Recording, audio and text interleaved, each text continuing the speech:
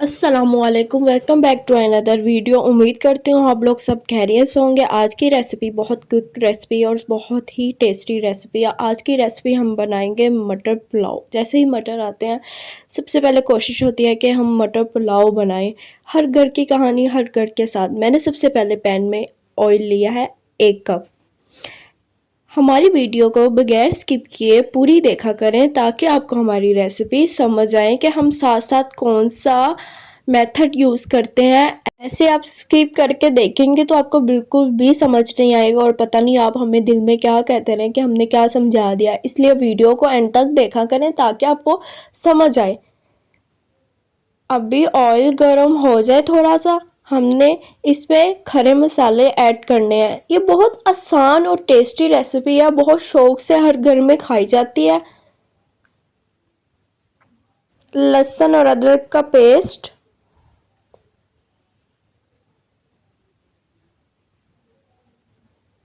अच्छे से मिक्स करें। थोड़ी देर इनको पका लें।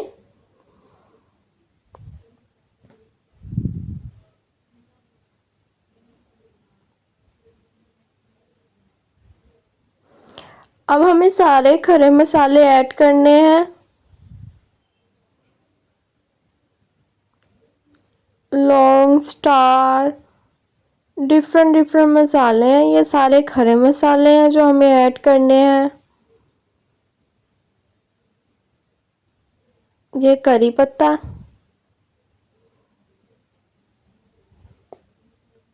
अच्छे से मिक्स कर लें। मैंने यहाँ मीडियम साइज़ का एक प्याज लिया, इसको बारीक बारीक कट कर लें और अच्छे से मिक्स कर दें। थोड़ी थोड़ी देर बाद चम्मच को हिलाते रहें ताकि हमारा मसाला जल ना जाए। और हमेशा या एक बात का खास ख्याल रखें कि जब मसाला तैयार करना हो तो हल्की आंच पे किया करें।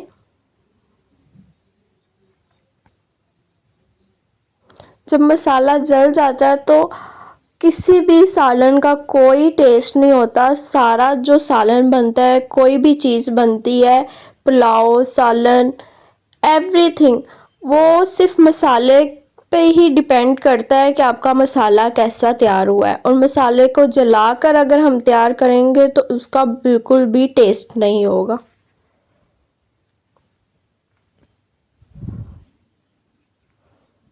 थोड़ी देर इनको पकने दें अच्छे से।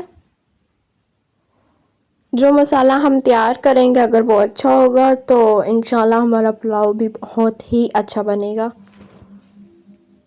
के बाद मैं यहाँ स्मॉल साइज़ का अदरक लिया है जो मैंने बारीक बारीक लॉन्ग शेप में काट लिया है।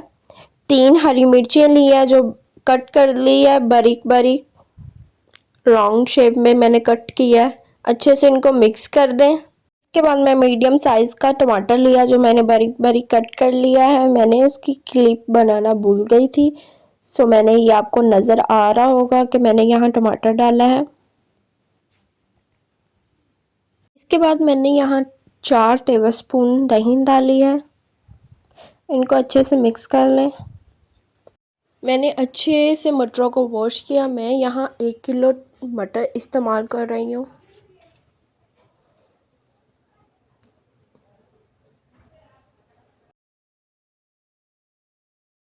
हस्बे ज़रूरत नमक,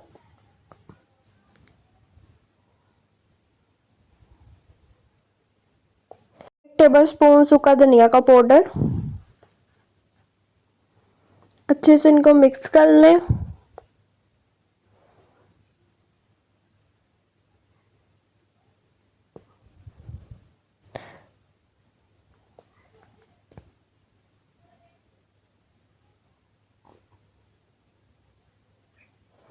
थोड़ी देर इनको पकने दें ताकि हमारे टमाटर गल जाएं अच्छे से। अब इनको ना कवर करके रख दें। कवर करके रखेंगे ना तो जल्दी गल जाएंगे। 2 से 3 मिनट के लिए।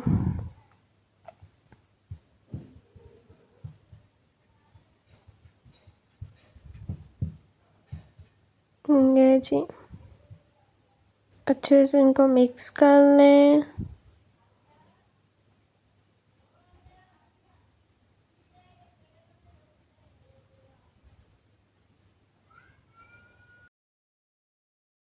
अच्छा, मैं आपको बताती चलूँ कि जो मैंने चावल इस्तेमाल करने हैं वो मैं बासमती चावल इस्तेमाल करूँगी और मैं 3 गिलास चावल इस्तेमाल करूँगी, इसलिए मैं 5 गिलास पानी के इस्तेमाल कर रही हूँ। थोड़ी देर के लिए इनको पकने दें ताकि हमारे मटर अच्छे से गल जाएं।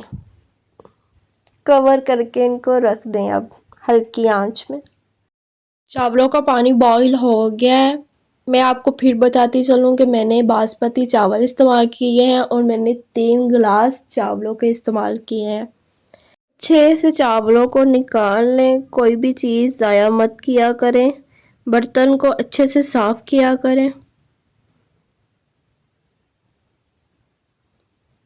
एक बार चम्मच हिलाएं। मैंने चावलों को आधा घंटा पहले ही भिगो दिया था पानी में, 2 से 3 बार पानी से निकाल के।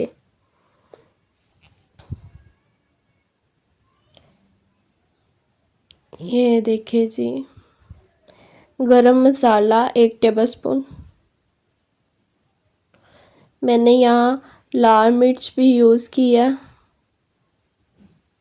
ये बहुत ही टेस्टी लगती है ख़ास तौर पे पुलाव में, वेजिटेबल पुलाव में।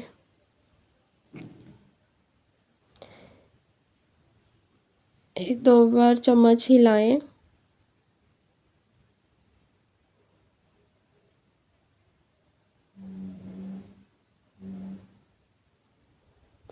अब कवर करके इनको दम दे दें। मैंने यहाँ रुमाल का दम दिया है, आप शॉपर का भी दम दे सकते हैं।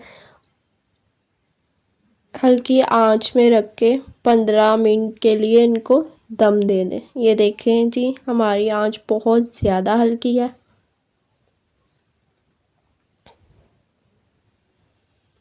15 मिनट हो चुके हैं। ये देखें जी, हमारे चावल रेडी हैं माशाल्लाह। पुदीने के कुछ पत्ते सजावट के लिए।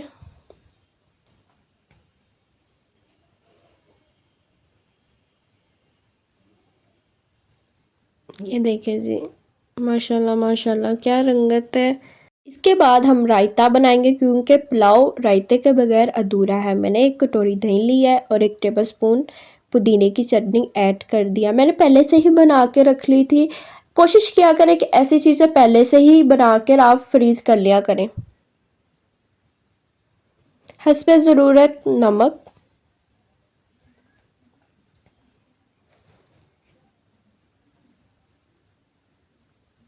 और यहाँ मैंने थोड़ा सा टमाटर कट करके उन्हें ऐड कर दिया है। ये लें जी हमारी फाइनल लुक। उम्मीद करती हूँ आप लोगों को बहुत ज़्यादा पसंद आया होगा। हमारे चैनल में बहुत ज़्यादा इजी रेसिपी मिलती है और हमारे चैनल को सब्सक्राइब करना मत भूलिएगा। लाइक शेयर कमेंट एवरीथिंग आपने करना है।